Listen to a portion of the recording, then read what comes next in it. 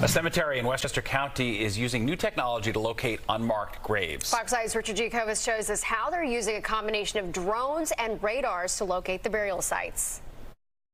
It's a dream come true. The secrets inside the long-neglected African-American cemetery in Rye are about to be opened up.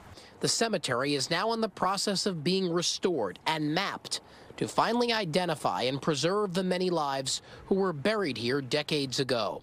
Nearly 24 are believed to be veterans.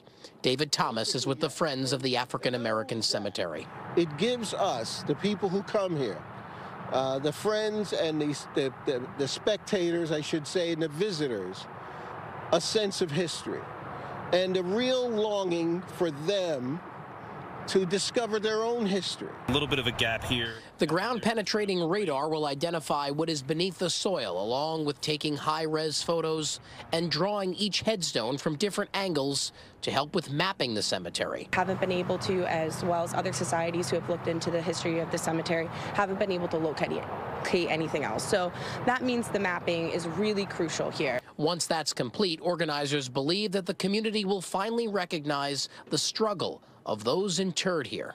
The burial of a person, the last act of a person, has a special significance, and the fact that African Americans could not be buried with the dignity that was often given to white citizens is an unfortunate fact of history. But that can soon change. These are photos provided by descendants of those believed to have been buried here.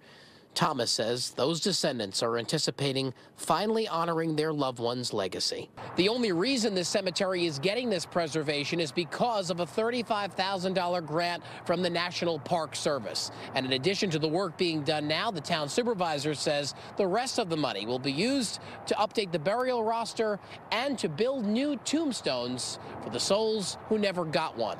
A cemetery once forgotten, now being put back on the map. We're in Rye. Richard Giacovas, Fox 5 News.